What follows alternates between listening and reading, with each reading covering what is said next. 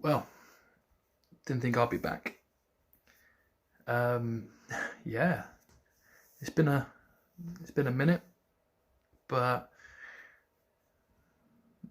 yeah, I know I would say. I mean, a lot's been going on. It's a career change. Obviously, I'm doing very well in that career, so really not been making videos. Don't really see the point. Um, but as you know, new Call of Duty's dropped, and there's a lot of mixed reviews about it. Quite a lot. Now, I'm on the fence. There is a couple of things that could be changed that could be improved, but apart from that, the game is quite solid. We've been asking for a realistic Call of Duty, blimey, probably since maybe AW. The first kind of jetpack game where we were kind of relying on weapon variants and all that stuff. So I mean, it was a good direction that they went. It was something different, which is what Call of Duty and obviously all the people at Activision want to do. They want to do something different every time. But yes, obviously we had all those jetpack games, and obviously then out came World War II, which was boots on ground, grit. But I just don't think it was a very good game. It just didn't feel right playing. Excuse me. Now, my personal opinion, I think the new Call of Duty is not that bad at all. Obviously, it's a little bit different to what we have been used to the last few years, but at the end of the day, that's progress. They've got to do things differently, because if you just keep doing the same thing every year, it's going to get repetitive. It's going to get very boring. Now, obviously, I've joined a group on Facebook, and there's a lot of people saying that they're all for the game and they think it's brilliant, and then other people are completely different end of the spectrum. And I've witnessed it a few times myself, where I've been on, I think it was Gunrunner. It was a very big map, and it was a domination game. So naturally, we got out pretty quick. We needed captured A and then captured B. We needed to get B control, because once you get B control, you can kind of push a bit further forward and keep on the back foot. But this didn't happen. Our team just weren't pushing up, and they were allowing the other team to get. And every time I'd spawn, I'd walk in the distance from 1 minute distance, and I'm dead.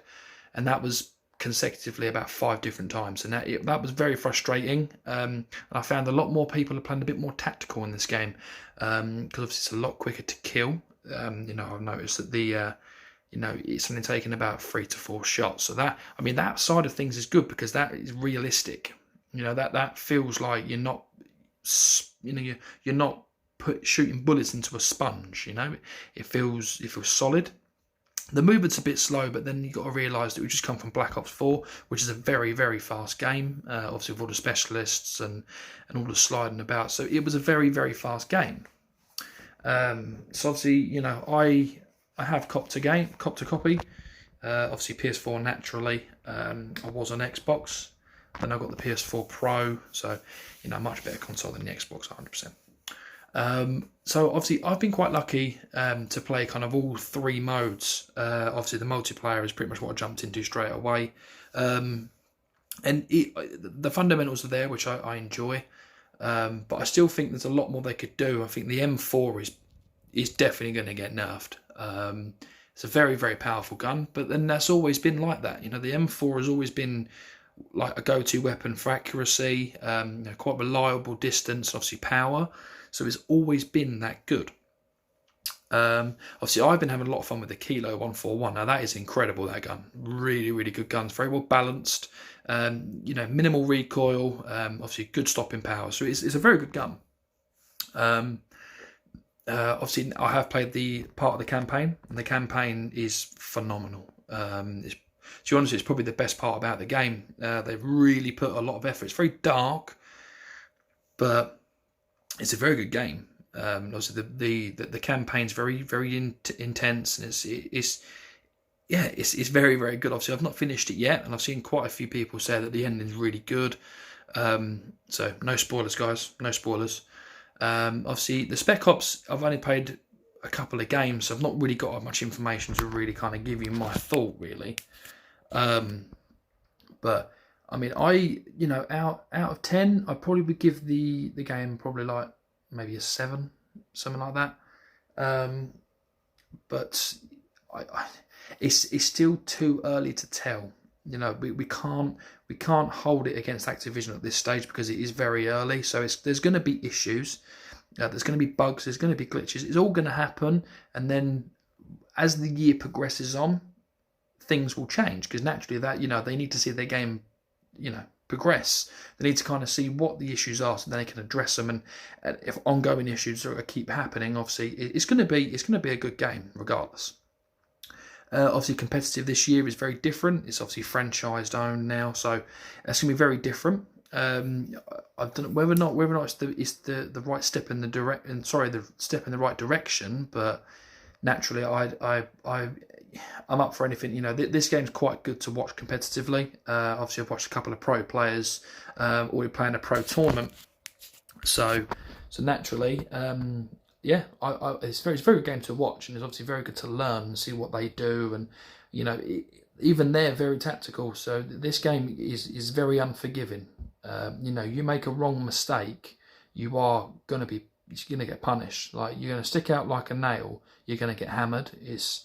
And that's a good thing. It's a very, very good thing, because it's not your typical run and gun, just hope for the best. So that is good.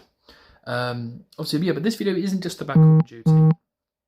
Obviously, this is something else. So obviously, I've always kind of gone to Astro, Turtle Beaches. I've had years ago when I had an Xbox 360, I had a pair of Tritons. They were actually not a bad headset, but recently my Astros have decided to give up life. They're not working, and I just don't know. So I had a little bit of a cheeky purchase.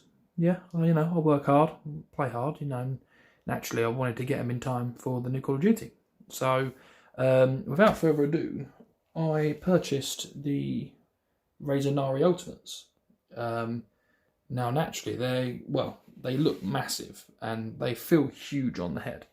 But they've got a thing called haptic feedback, and that really rumbles in right to your soul. Very, very good headset. Completely wireless, because anyone that knows me, I hate wires. Not a big fan of wires at all. But yeah, very, very good headset. Real simple to set up. Little dongle, whack it in the back of the PlayStation. They've got a good battery. I think about 8 hours constantly, so that's pretty good. Not used that yet, but naturally, as the game progresses, and obviously when I start getting into like game battles, matches and leagues and all that stuff, they're going to be helpful, very, very helpful, because they're pitch perfect, they're clear. I don't sound grainy in the party. I sound nice and crystal clear. Obviously, it's got the customizable colours as well. Obviously, with Razer Synapse. So naturally, Razer was, the next step forward. I've had the Turtle Beaches, I've had the Astros, and I've had the Tritons and the HyperXs. Now I wanted to get something different, so I saw these. Done a little bit of research, a little bit of look at the reviews, see what everyone said, because £180 to £200 for a headset, is quite a lot of money. So that's why I thought, I'm going to do my research, make sure that it's perfect and nothing's, no issues.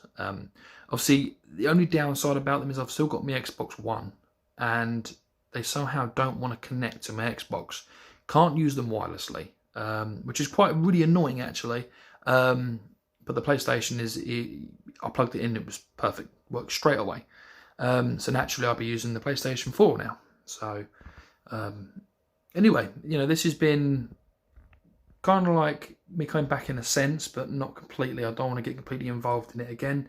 I've got a lot going on at the moment. Obviously, got a lot of work and obviously children to look after, and yeah, so it's very full on. But I'll make a video here and there. I know there's quite a couple of good games coming out next year that I shall be grabbing. I think Dying Light's next year or the year after. Obviously, the new Call of Duty will come out next year. God knows what they're going to do. But yeah, this has been your boy Loki. You know, it feels good to get back on the camera and, you know, talk to you guys and really just give you my thoughts on Modern Warfare, because I don't think it's a bad game at all. Just a few little things need to be changed, but apart from that, it's a very, very solid game. Obviously, you know, the headset, you know, I would recommend buying one. They're very, very good. They are very expensive, on the expensive side, but they are very good. So with that being said, guys, I really do appreciate you watching my video today. If you can leave a like and subscribe, that really would help. And I'll catch you all in the next video. Peace.